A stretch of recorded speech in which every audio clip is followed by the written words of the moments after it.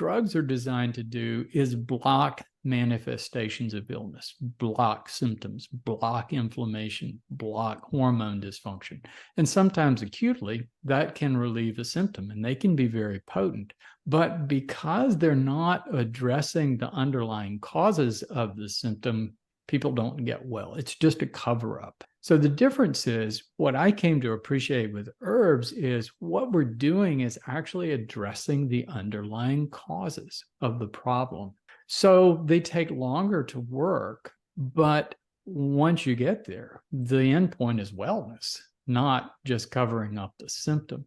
So what the herbs are doing is those stress factors that I just mentioned, nutritional stress, toxic stress, all of these things, the herbs are addressing in one way or another, including microbe stress. So basically what we're doing is borrowing the plant's ability to take care of itself and its cells. So plants are producing all these chemicals as cell protectants to protect cells from toxic substances, metabolic dysfunction, all kinds of different toxic substances, and especially microbes of every variety, viruses, bacterial, protozoa, the whole list. So all herbs have antimicrobial properties. So when we take an herb, we're basically taking the defense system of the plant to protect our own cells. Now, plants also use chemical messengers to coordinate cellular functions that are a lot like our hormones. So also when we take an herb, we can get chemical messengers that help balance our hormones in many different ways. Now, with some herbs, that can be stronger chemicals that actually have some drug-like effects. But mostly the herbs that I'm looking at don't have drug-like effects. They have this overall balancing and protective effect. So we're hitting things on a lot of different levels. But basically what we're doing is reducing cellular stress.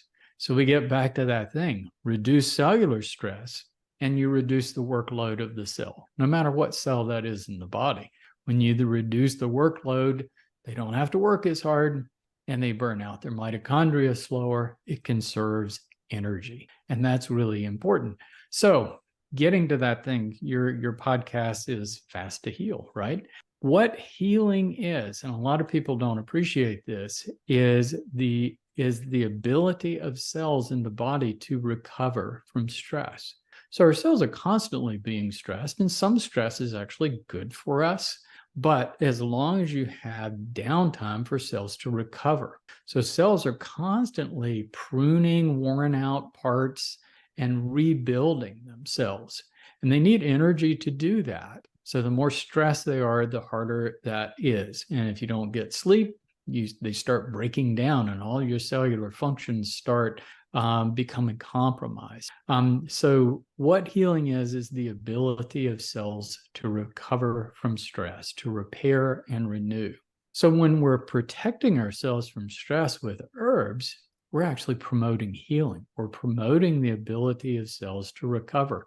And that isn't just one cell in the body, it's every cell in the body. So this idea that, we'd use a drug for one specific purpose it's not quite the same in herbs, and traditionally you may find an herb that is used for a specific purpose, like you probably have heard of milk thistle, which is really great for the liver.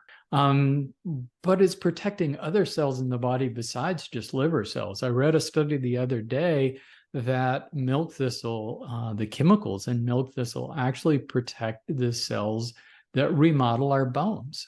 So it's very good for postmenopausal osteoporosis. So it's not uncommon to find that herbs are doing a lot of different things, not just one thing, like a drug. Yeah, that's fascinating. And I know as a dietitian, my undergrad, I was not exposed to herbs at all. Not that people are eating a ton of herbs. Some are, but there was just nothing around it. So anything that I know now, I've basically learned on my own from podcasts and professionals like you and books.